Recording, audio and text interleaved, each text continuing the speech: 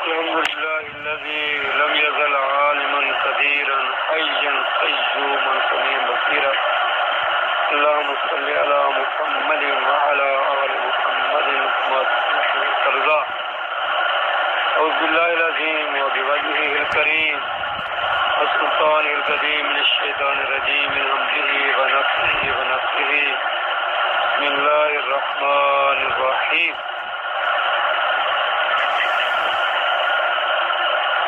عن ابي هريره رضي الله تعالى عنه يقول قال رسول الله صلى الله عليه وآله وسلم احتج آدم وموسى فقال موسى يا آدم أنت أبونا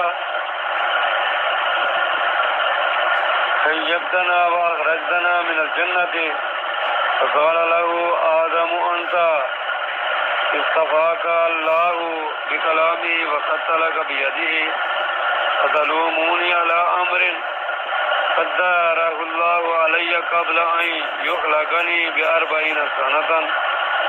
فقال حج آدم موسى فحج آدم موسى. وفي حديث ابن أبي عمر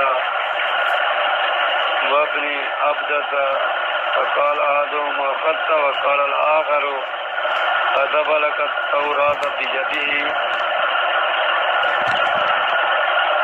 کتاب القدر ہے. کتاب القدر میں سے باب حضرت آدم علی نبینا اور حضرت موسیٰ علی نبینا علیہ الصلاۃ والسلام کا مباحثہ. حضرت آدم علیہ السلام اور حضرت موسیٰ علیہ السلام کی آپس کی تقریر، آپس میں ان کا مناظرہ ہو گیا، بات چیت ہوئی. سیدنا ابو ہریرہ رضی اللہ تعالیٰ عنہ سے روایت ہے کہ رسول اللہ صلی اللہ علیہ وسلم نے فرمایا کہ حضرت آدم علیہ السلام اور حضرت موسیٰ علیہ السلام میں بحث ہوئی. تو حضرت موسیٰ علیہ السلام نے کہا اے آدم تم ہمارے باپ ہو، تم نے ہم کو محروم کیا اور جنت سے نکالا اور درخت یعنی کھا لیا، اس درخت کے پاس چلے گئے، اس کا دانہ کھایا.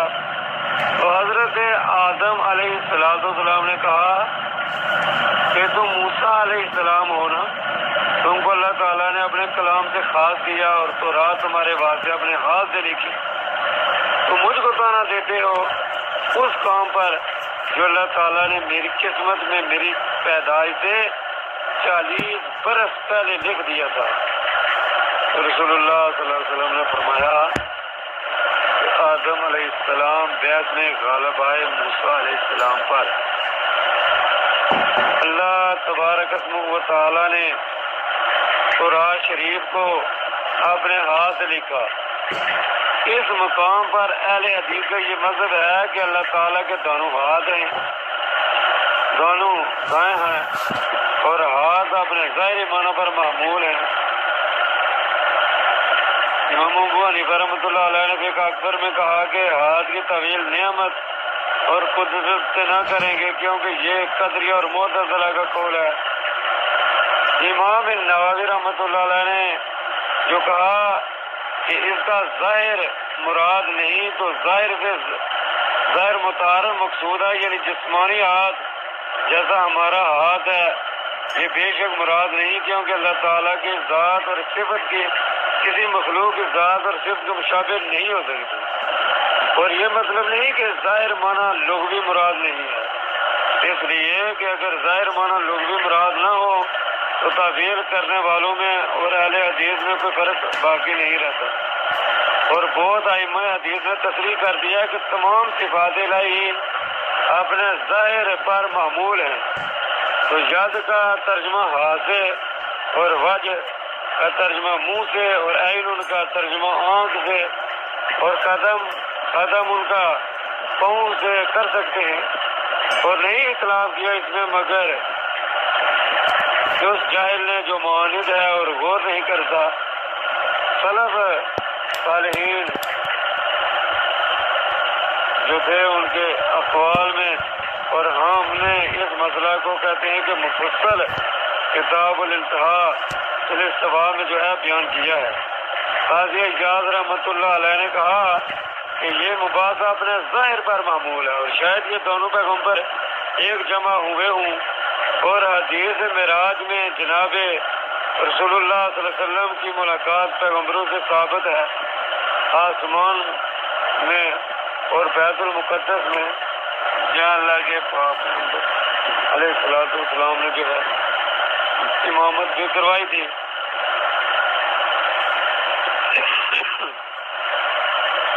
تو حضرت آدم علیہ الصلوۃ والسلام نے کہا کہ 40 سال پہلے میری پیدائش سے میری قسمت میں لکھا گیا. تو یہ تورات شریف میں لکھا ہے، کیونکہ تورات حضرت آدم علیہ السلام کی پیدائش سے 40 برس پہلے اللہ تعالیٰ نے اپنے مقدس ہاتھ سے لکھی، اور تقدیر کا لکھنا مراد نہیں ہے، اس لیے کہ تقدیر جو حکم الہی میں تھی وہ تو ازلی ہے.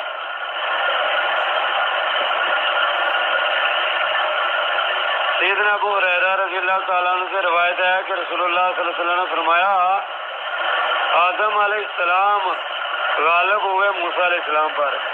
موسیٰ علیہ السلام نے کہا تم وہی آدم ہو جن کو اللہ تعالیٰ نے اپنے ہاتھ سے بنایا اور اپنی روح تمہیں پھونکی اور تم کو سجدہ کرایا فرشتوں سے، یعنی سلامی کا سجدہ، نہ سجدہ عبادت کا. اور سلامی کا سجدہ اس وقت جائز تھا. ہمارے دین میں سوا اللہ کے دوسرے کو سجدہ کرنا حرام ہو گیا، تعظیم کے لیے بھی نہیں، عبادت کے لیے بھی نہیں. ہماری شریعت میں جو ہے یہ سجدہ حرام ہو گیا. اور فرمایا کہ اور تم اپنی جنت میں رہنے کو جگہ دی، پھر تم نے اپنی خطا کی وجہ سے لوگوں کو زمین پر اتارا. آدم علیہ السلام نے کہا تم وہ موسیٰ ہو جن کو اللہ تعالیٰ نے چن لیا اپنے پیغمبر کر کے، یعنی تم کو پیغمبر بنایا، تم کو رسول بنایا، تم کو چنا اور کلام جو ہے تم سے کی. تم کو اللہ تعالیٰ نے تورات شریف کی تختیاں دی جن میں ہر بات کا بیان ہے، اور تم کو اپنے نزدیک یا سرگوشی کے لیے. اور تم کیا سمجھتے ہو اللہ تعالیٰ نے تورات کو میرے پیدا ہونے سے کتنی مدت پہلے لکھا؟ تو حضرت موسیٰ علیہ السلام نے کہا 40 برس پہلے. آدم علیہ السلام نے کہا تم نے تورات میں نہیں پڑھا کہ آدم علیہ السلام نے اپنے رب کے فرمانے کے خلاف کیا اور بھٹک گیا؟ حضرت موسیٰ علیہ السلام نے کہا کیوں نہیں، میں نے پڑھا ہے. تو حضرت آدم علیہ السلام نے فرمایا پھر تم مجھ کو ملامت کرتے ہو اس کام کے کرنے پر جو میری تقدیر میں اللہ نے میرے پیدا ہونے سے 40 برس پہلے لکھ دیا. رسول اللہ صلی اللہ علیہ وسلم نے فرمایا تو آدم علیہ السلام غالب آئے موسیٰ علیہ السلام پر. امام نووی رحمۃ اللہ علیہ نے کہا اگر کوئی ہم میں سے گناہ کرے، گناہ کر کے پھر یہی جواب دے تو جو حضرت آدم علیہ السلام نے دیا تو کیا اسے ملامت اور عقوبت جاتی رہے گی؟ تو کہتے ہیں کہ نہیں، بلکہ جواب اس کا یہ ہے کہ نہیں جائے گی، کیونکہ وہ دنیا میں ہے جو دار و تکلیف ہے، اور حضرت آدم علیہ السلام تو فوت ہو چکے تھے اور ان کا گناہ اللہ تعالیٰ نے بخش دیا تھا، اس وجہ سے ان پر ملامت نہ آ رہی. حضرت عبداللہ بن عمر بن عاص رضی اللہ تعالیٰ عنہ سے روایت ہے کہ میں نے سنا رسول اللہ صلی اللہ علیہ وسلم سے کیا فرماتے تھے کہ اللہ تعالیٰ نے مخلوقات کی تقدیر کو لکھا آسمان اور زمین کے بنانے سے 50,000 برس پہلے. اس وقت پروردگار کا عرش پانی پر تھا، وقال عرشہ علی الماء. اس وقت پروردگار کا عرش پانی پر تھا. تو امام نووی رحمۃ اللہ علیہ نے کہا کہ یہ تقدیر کی کتاب کا زمانہ ہے، نہ اصل تقدیر کا، وہ تو اصلی ہے، اس کی کوئی ابتدا نہیں۔ اس حدیث سے یہ نکلا کہ اللہ تعالیٰ کا عرش آسمان اور زمین کے وجود سے پہلے تھا، اور وہ عرش پانی پر تھا۔ اب معلوم نہیں کہ پانی سے پہلے کس چیز پر تھا، اس کی خبر ہم کو اللہ اور اللہ کے رسول نے نہیں دی۔ ایک آخری حدیث اور بھی سن لیں کہ دل اللہ تعالیٰ کے اختیار میں ہے۔ عبداللہ بن عمر بن عاص رضی اللہ تعالیٰ عنہ سے روایت ہے کہ انہوں نے سنا رسول اللہ صلی اللہ علیہ وسلم سے کہ آپ فرماتے تھے کہ آدمیوں کے دل پروردگار کی 2 انگلیوں کے بیچ میں ہیں، جیسے ایک دل ہوتا ہے، پروردگار ان کو پھراتا ہے جس طرح چاہتا ہے۔ پھر آپ علیہ السلام نے فرمایا اللہ تعالیٰ دلوں کے پھیرنے والے ہمارے دلوں کو پھیر دے اپنی اطاعت پر۔ پھر دعا کیجیے اللہم مصرف القلوب صرف قلوبنا علی طاعتک، یہ دعا ہے اللہم مصرف القلوب صرف قلوبنا علی طاعتک، کہ اے ہمارے دلوں کو پھرانے والے ہمارے دلوں کو پھیر دے اپنی اطاعت پر، ہمارے دلوں کو اپنی اطاعت پر لگا دے، کہ ہمارے دل جو ہیں تیرے فرما بردار ہو جائیں، تیرے اطاعت گزار ہو جائیں۔ تو یعنی انسان کا دل بھی اللہ جل جلالہ کے قابو میں ہے۔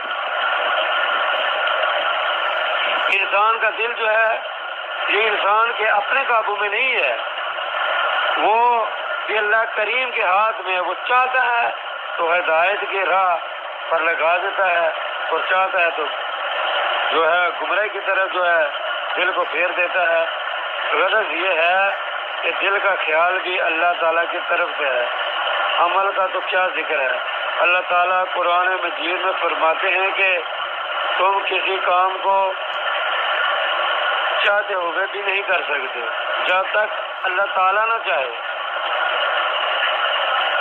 یہ حدیث حدیث صفات میں سے بھی ہے، اور اوپر جو ہے یہ بیان ہو چکا ہے کہ سلف کا مذہب ان آیات اور احادیث میں یہ ہے کہ وہ اپنے ظاہری معنی پر معمول ہیں، اور ان کی کیفیت کا علم اللہ تعالیٰ کو ہے۔ بے شک اللہ تعالیٰ کی انگلیاں ہیں جیسے اس کے ہاتھ ہیں، پر نہ ہاتھ کی حقیقت ان کو معلوم ہے نہ انگلیوں کی، اور وہ پاک ہے مخلوقات کی مشابہت سے۔ بس اس کے ہاتھ کس طرح ہیں، جس طرح اس کی شان ہے، پاؤں اس کے کس طرح کے ہیں، جس طرح اس کی شان کے لائق ہے اس طرح ہیں۔ اور جنہوں نے تعویل کیا وہ کہتے ہیں کہ انگلیوں سے مراد یہاں قدرت ہے اور اختیار ہے، اور ان لوگوں نے یہ نہ سمجھا کہ قدرت کا تثنیہ اور جمع کس طرح ہوگا۔ قرآن مجید میں صاف صیغہ تثنیہ موجود ہے، دونوں ہاتھ اس کے کھلے ہیں، اور حدیث میں اصحاب کا لفظ جو جمع ہے اصبع ان کی موجود ہے۔ بہرحال جتنی بات سمجھ آ گئی، اللہ تبارک و تعالی قرآن و حدیث کو سمجھنے کی، عمل کرنے کی اللہ توفیق عطا فرمائے۔